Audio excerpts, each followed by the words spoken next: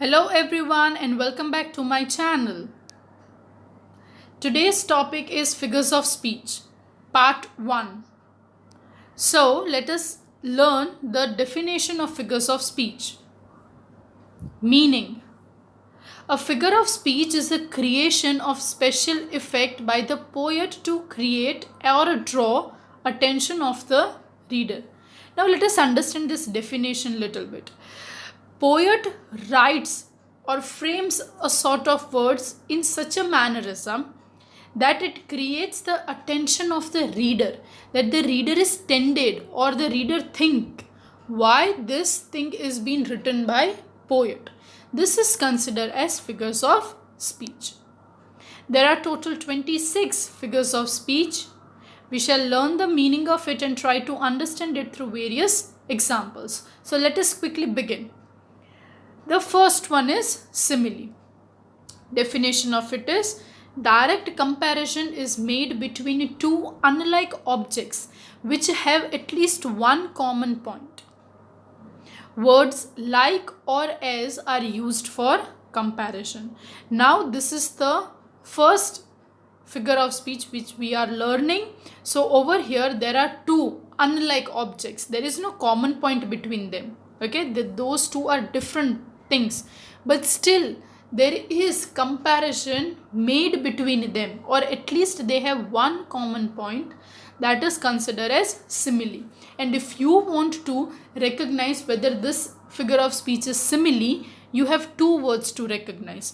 The first one is like and the second one is as. So let us go through the examples. First one: our soldiers are as brave as lion. Now over here we don't have one comparison, we have two comparisons being made. The first one is that our soldiers are brave, and the second comparison is our soldiers are as brave as lion. So soldiers are not only compared with their bravery, but they are also compared with lions. And over here you can see on your screens that there are underlined two words which are as and as. The second example: her face ashen like that of corpse. Now over here you can see that word like is being underlined, which means it is simile. And over here there is a comparison made between it. The first one is her face ashen. Ashen means it is pale or colorless, and it is being compared with whom? With a corpse. Corpse means a dead body. Yes, so a comparison is being made between them. Next one is: I looked again at her, wan, pale as a late winter's moon. So over here comparison is done between her, it means a lady, and a winter's white moon. Okay, I hope you have understood it. Now let us move to the second figure of speech, metaphor. Definition: implied simile means it is opposite to simile. Indirect comparison is made between two unlike objects where comparison is taken for granted. Okay, so it is opposite to simile. Over here there are two indirect things or two opposite things. Okay, and still they are compared with each other, or we can say in a manner that comparison is taken for granted. The first one is the merry children spilling out of their home. Now over here merry children means happy children, spilling out means coming out. Now spilling and merry children, over here we don't have any sort of similarity between them, but still these two things are written in one single line as a way of comparison, so it is called metaphor. The second example is: some say the world will end in fire, some say in ice. Now over here, as you all know, that fire and ice are two opposite or contradictory things, but still they are used over here in way of comparison. So this is, we can say, metaphor. With black stripes on yellow ground. Okay, now over here we can say black stripes indicates some animal in yellow ground. Now there is no comparison done between them. Yes, so there is a indirect comparison, but still they are compared. It means it is metaphor. Over here in third figure of speech, we are talking about an animal tiger, but you can see that how it is being expressed by the poet. Yes, black stripes on yellow ground. Now the body cannot be ground, but still it is compared in that mannerism. The third figure of speech we have personification, meaning when non-living and abstract notion are given human quality is called personification. When any non-living thing is given human quality like kindness, okay, is considered as personification. Let us go through examples. The first one is I saw it go merrily bouncing down the street. Now over here it symbolizes ball. Now ball is a non-living thing. Okay, ball cannot move until we move it. So over here ball is given human quality of merrily bouncing. Merrily means happily and bouncing means jumping. Now happily, bouncing or jumping, these all are human qualities which is given to whom? To it. It means ball. Okay, the second example is to where it bent it under growth. Over here bent, it is a quality of human beings. Yes, and over here a road is given. Okay, so the road is given a human quality of bending. If you have learned the road not taken by Robert Frost, this example is taken from that which is included in your 9th standard textbook. Okay, the next one is the wind blows out weak fire. Okay, so over here weak is a human quality which is given to the wind. Okay, so over here wind or fire, it means those two are non-living things which are being put forward, but still a human quality of weakness is given to them. The fourth one is apostrophe, meaning a direct address is made to non-living thing and inanimate objects as if they are able to understand and are present in the situation. Now over here non-living things, okay, we can say like this, poet is talking or directly addressing the non-living thing. This is known as apostrophe. We will have one example, wind comes softly. Now the poet is directly communicating or trying to talk with wind, that wind come softly. So over here wind being a non-living thing or non-living object is been directly called. So this is known as apostrophe. The next example is twinkle twinkle little stars, how I wonder what you are. You all might have memorized this poetry. So over here the poet is talking directly to stars. So this is apostrophe. The next one is death be not proud though some have called thee. Over here thee means God. So the poet is directly talking to death, that death you are not supposed to be proud of yourself. Now we cannot directly communicate and talk with death. So this is called apostrophe. Fifth one is alliteration. The meaning, repetition of consonant sounds, especially in beginning of the word, is said to be alliteration. Okay, so when initial letters are being repeated, it is known as alliteration. Where first or second letters in words are repeated or their consonant sounds. We'll have our first example. We can print and plow and weave and heat. Now over here you can see that consonant sound P is repeated in words like print and plow. So that P is being repeated. So when letters are being repeated, it is known as alliteration. Second example, and stares with his brilliant eyes at the brilliant stars. Now over here, the consonant sound ST is being repeated in the words stairs and stars.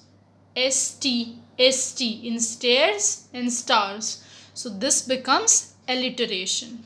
Third example, his strength behind the bars. Over here, consonant sound B is being repeated in words like behind and bars. B is being repeated. So this becomes alliteration. Remember students one thing, that alliteration means only first letters of the words, first or second letters of the words are being repeated. The sixth one is repetition. Meaning, repetition of words and phrase to increase the musical effect of the poem. Okay, now if you want to sing something, repetition could be really very helpful. Here words are being repeated. First example is, remember, no men are strange, no country foreign. So over here you can see that no and no is being repeated. The next one is, and all I did was smile and smile and smile. So over here we have two words which are being repeated. One is smile. Smile is repeated thrice. 3 times it is being repeated. And then we have words and, which is repeated twice. So that is repetition. Third one is, far, far from the gusty waves, these children's faces. Now over here, far and far is being repeated for poetic effect or for musical effect also we can say. Seventh one is tautology. Meaning, unnecessary use of words or ideas which do not add to the meaning but repeat it. Or we can say similar meaning words are being used, or we can say synonyms also. So over here we can say that repetition of words are being made, or we can say similar words are being repeated by different contexts. Through example we would understand it much better. The first one is, and fat worm are waiting for the dawn bright lawn. Now over here words like dawn and bright both means morning itself. Dawn also means morning, and in morning we have brightness. So dawn and bright means the same. So when unnecessarily one thing is being repeated through different words, it is known as tautology. The second example is, shout it, shout it, shout it loud. Now over here we can see, or we can say like this, over here we have repetition also and tautology also. Why repetition? Because words are being repeated. And why tautology? Because unnecessarily it is being used. Now if we are shouting, automatically it is going to be loud. We all know. Yes. So shout and loud, it means similar meaning. The next one is, I want to live while I am alive. Now over here words live and alive have the similar meaning, to live. Yes, but still for the poetic effect or to repeat the ideas, the writer writes in this form which is known as tautology. Eighth one is litotes. It is not litotus, it's litotes. Meaning, use of negation to convey a positive meaning. Words like no, not and never are used in it. Now, if we want to remember litotes, how can we remember it? Wherever you see in poetic lines no, not or never, automatically it should signal you that this is litotes. So let us go through the examples. The first one is, remember, no men are strange, no countries foreign.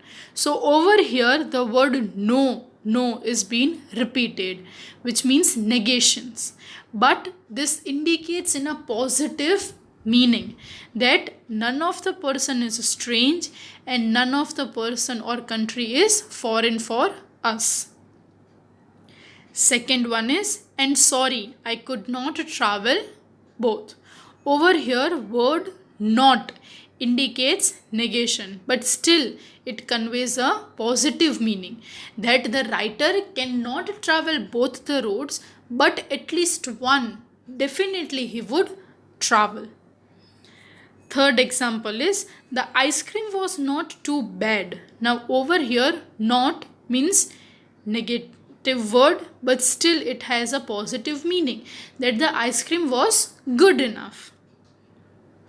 Ninth one is euphemism, meaning unpleasant idea of death or something which is bad, but the thing is spoken in a pleasant manner.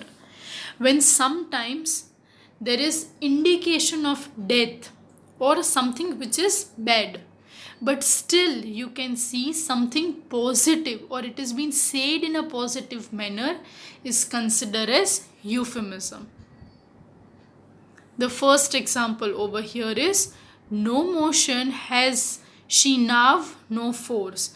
Now over here when we read the sentence, no motion, no force, it indicates that she, the girl, is dead.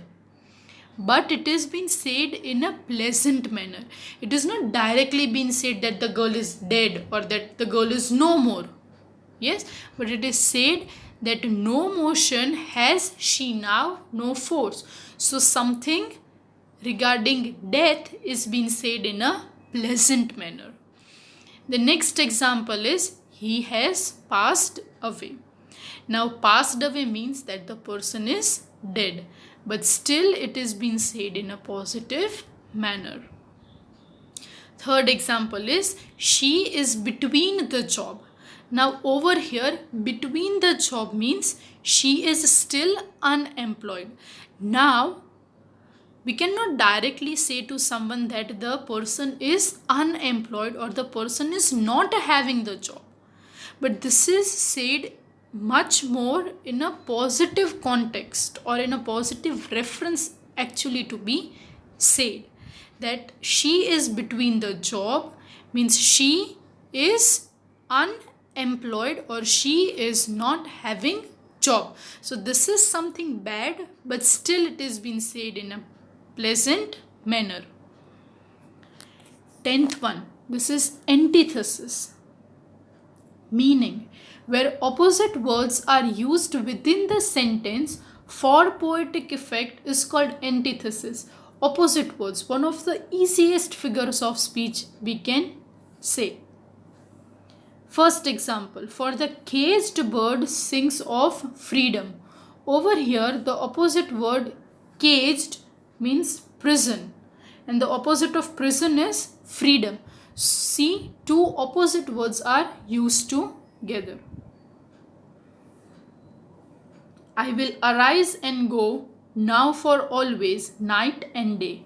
So over here we have opposite words, night and day. Third example, my cakes that seems too small to eat and yet too large to give away. So over here we have opposite word, small and large. Next one is onomatopoeia. Definition, use of words which produce sound or echo for poetic effect is called onomatopoeia. Whenever you see something ringing, sound is coming out, this is considered as onomatopoeia. First example, the buzzing bee flew away. Now over here, the buzzing sound of bee, which is zzz, that comes out of bee, that buzzing sound indicates noise or sound or echo, which is called as onomatopoeia. Second one is, and the murmuring of innumerable bees. Now murmuring means a person or a thing which is very minutely or slowly speaking out something is known as murmuring. And over here that sound is being produced. The third one is ding dong, the bells are gonna ring. Now over here ding dong, it means sound. So this is onomatopoeia. 12th one, interrogation. Definition. Question is asked not for the sake of getting answer but to create a poetic effect is called interrogation. Okay, a question is being asked, but the objective of question is not to get answer but simply to create an atmosphere like that.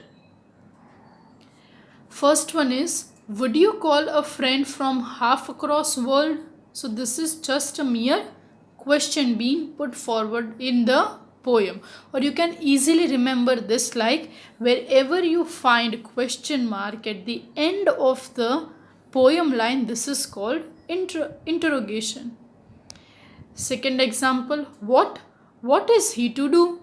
Now over here we are not asking question with reference of getting answer, but this is just to create a poetic effect. And one more important thing which you have observed, over here what is being repeated twice, so this means this is repetition also. Third one, who do you think you are acting that way? So over here also at the end you can see a question mark, so this means it is an interrogation as a figure of speech. 13th one, that is exclamation. Use of exclamatory form to draw attention. Here exclamation mark is used. The simplest one, yes, that wherever you find exclamation point or mark is considered as exclamation. The first example, oh my god, what a brilliant catch. Over here you can see that there are two exclamation marks being used. Second example, how sad it is to cry alone. So over here we have an exclamation mark at the end. We will serve you 24 hours a day. Now this becomes also an exclamation. Okay, so this is all for today. Okay, we'll be discussing other figures of speech in the next upcoming video. Thank you for watching. Have a nice day. If you are having any doubts or queries, you can comment in the comment box.